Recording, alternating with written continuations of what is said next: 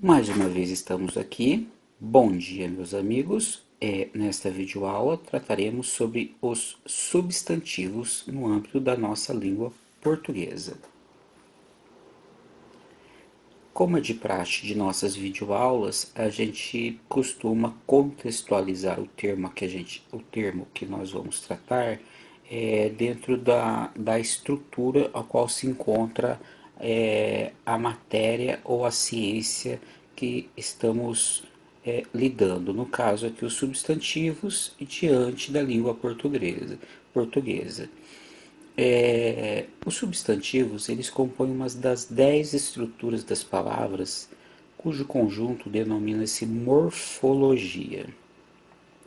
Por morfologia, entende-se o estudo das palavras olhando elas isoladamente e não dentro da participação na frase ou período. A morfologia está agrupada em 10 classes, quais sejam os substantivos, objeto da nossa videoaula, os artigos, adjetivos, numerais, pronomes, verbos, advérbios, preposições, conjunções e interjeições. Conceituando os substantivos, é possível afirmar que são classes de palavras que nomeiam seres, objetos, fenômenos, lugares, qualidades, ações, dentre outras hipóteses dignas de receber um adjetivo, uma qualificação. São termos que podem ser flexionados em gênero, masculino ou feminino, em número, singular ou plural, e grau, aumentativo e diminutivo. Os substantivos possuem sua classificação em tipos no seguinte formato. Primeiro a gente tem o substantivo comum e também temos o substantivo próprio. Quanto ao substantivo comum, são as palavras que designam os seres em sua generalidade, ou seja, a gente não faz referência vamos dizer, um objeto, um animal, um país, uma pessoa, especificamente. A gente faz aquela referência genérica sobre o substantivo. No caso aqui, a gente cita de exemplo os termos pessoa, gente, país, gato, vida.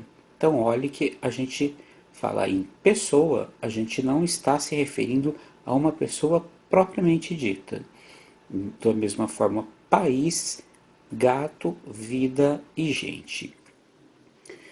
Para qualificar o substantivo comum, a gente passa para o substantivo próprio, que é grafado com letra maiúscula. Gente, substantivo próprio, ele é sempre grafado com letra maiúscula, de forma que são palavras que designam seres, entidades, países, cidades, no entanto, no formato específico, dizendo especificamente sobre um ser. No caso, João. Então, no exemplo acima, a gente tem o exemplo pessoa. No substantivo próprio, a gente pode citar o João, a Maria, o André, o Carlos, enfim, todos os nomes próprios, que é como se diz aqui, que obrigatoriamente devem ser grafados em letra maiúscula. Mesma coisa, a cidade de São Paulo, Rio de Janeiro, Brasília, enfim, qualquer cidade também ela é grafada com letra maiúscula, porque nós estamos fazendo referência a uma cidade especificamente. Rex, vamos tratar aqui como o nome de um cachorro, né? Então a gente temos o substantivo comum, que seria cachorro, em sua generalidade, mas na hora que a gente se refere àquele cachorro chamado Rex, a gente cita ele, escreve ele com letra maiúscula e qualifica o termo como substantivo próprio. A mesma coisa Brasil como país, ok? Outro formato de classificação sobre os tipos de substantivos, a gente tem os substantivos simples e os substantivos compostos. Esses daqui eles não guardam tanta dificuldade. Os simples são formados apenas por um termo, no caso, casa, carro, camiseta, enquanto nos compostos a gente tem dois termos formando uma só, um só substantivo, né? Então, no caso, guarda-chuva, guarda-roupa, pão de ló. Ainda tratando sobre os tipos de substantivos, a gente tem os substantivos concretos e os abstratos. Substantivo concreto designa as palavras reais, concretas, existentes no mundo físico, ou seja, menina, homem, carro, planeta. Note-se que, a despeito da gente não fazer referência acerca de uma menina, de um homem, de um carro especificamente, é, a gente já tem a concepção de que esses termos eles existem no mundo físico, né? No caso, uma menina, existe a pessoa da menina, a pessoa do homem, o carro e o planeta. Já o substantivo abstrato é aquele que está relacionado aos sentimentos do estados, qualidades, ações incondizentes na existência física, ou seja, eles não são, vamos usar essa palavra, palpáveis, né? Eles estão num campo onde a gente não pode observá-los, né? Mas em que pese não poder observá-los, eles são substantivo dignos de qualificações. O exemplo que eu cito aqui é o caso de beleza, alegria, sentimento e raiva. Então veja que, a despeito deles não existir no mundo físico, eles são substantivos dada a sua capacidade de ser qualificado, que nem beleza americana, alegria satisfatória, sentimento ruim, enfim, a gente pode, cada termo do substantivo abstrato, fazer a sua classificação. Também temos os substantivos primitivos, que são aqueles que não derivam de outras palavras, ou seja, a origem, eles existem em sua origem e não derivam de outros termos.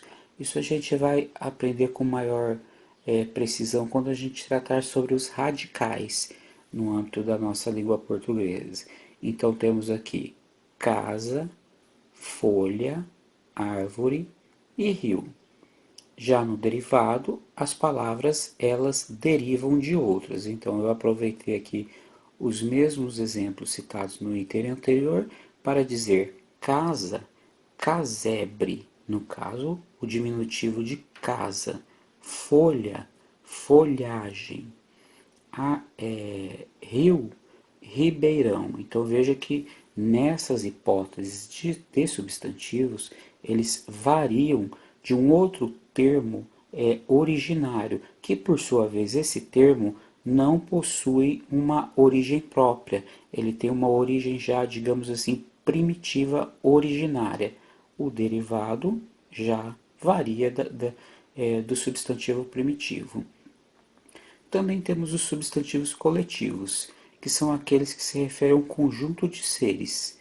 Exemplo: flora, conjunto de flores; álbum, conjunto de fotos; alcateia, conjunto de lobos. Ok? Ainda dando continuidade às nossas aulas aqui, né? Nós vamos falar sobre os gêneros dos substantivos. De acordo com o gênero das palavras substantivas, feminino e masculino, elas são classificadas em substantivos biformes, apresentam duas formas, ou seja, duas formas de escrita, né? Ou seja, uma para masculino e outra para feminino. O exemplo que eu cito é professor e professora, amigo, amiga, Então, todos aqueles que de praxe, vamos falar assim, é que o substantivo masculino termina com o e o feminino termina com a. Só que isso eu estou citando como praxe. Isso não é exemplo posto, tá? Não é regra posta, no sentido de que todos os substantivos masculinos terminem com o e os femininos terminem com a. Também temos os substantivos uniformes, que é somente um termo que especifique os dois gêneros, masculino e feminino, sendo classificados como epicenos, sobrecomum e comum de dois gêneros. Então, no caso dos substantivos uniformes, que vai além dos substantivos biformes, eles têm três tipos de classificação. Então, vamos para a primeira classificação. Os substantivos epicenos, eles apresentam somente um gênero e refere-se aos animais. Por exemplo, foca, onça e jacaré. Veja que esses animais eles não têm um termo único para se referir, no caso, foca como feminino, um masculino, brincando aqui, falar foco, né?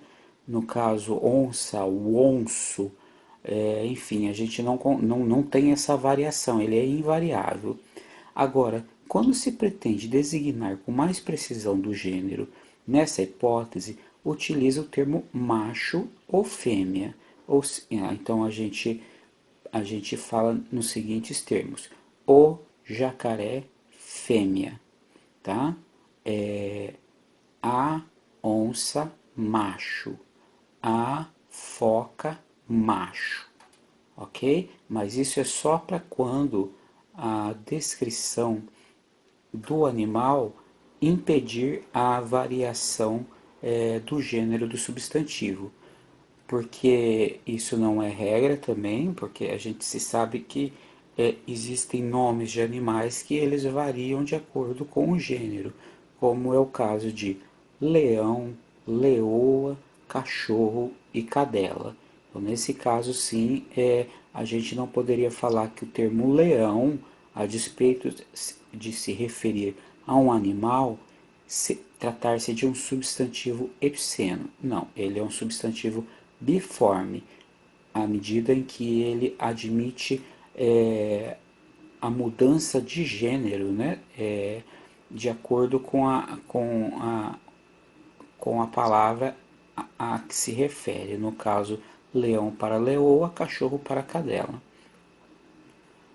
Os substantivos sobrecomum, ainda dentro dos substantivos uniformes, são palavras que apresentam somente um gênero e refere-se às pessoas.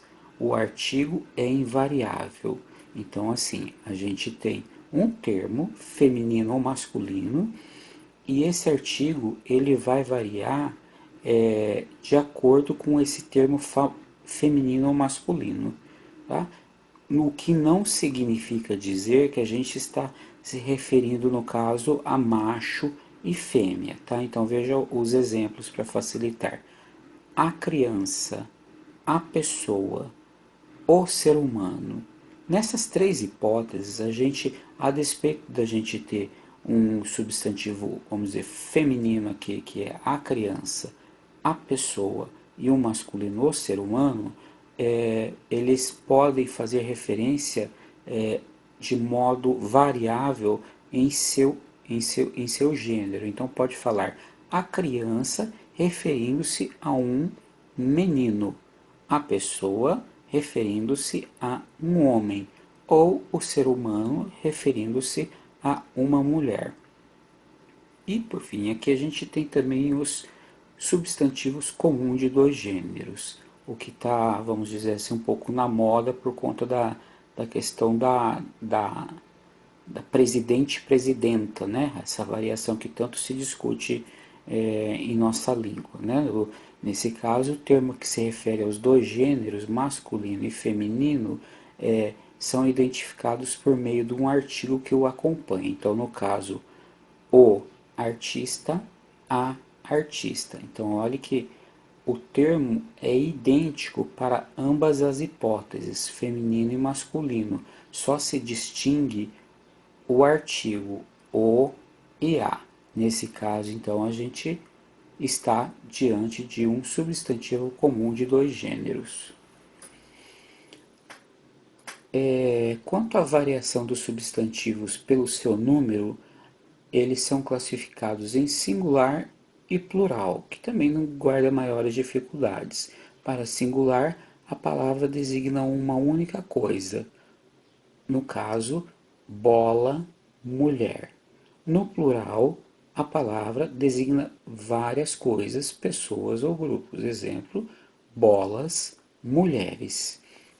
Aqui eu faço uma ressalva, que existem certos substantivos que no plural ocorre a mudança do timbre da vogal tônica, no caso fechado o, só no o, não na a.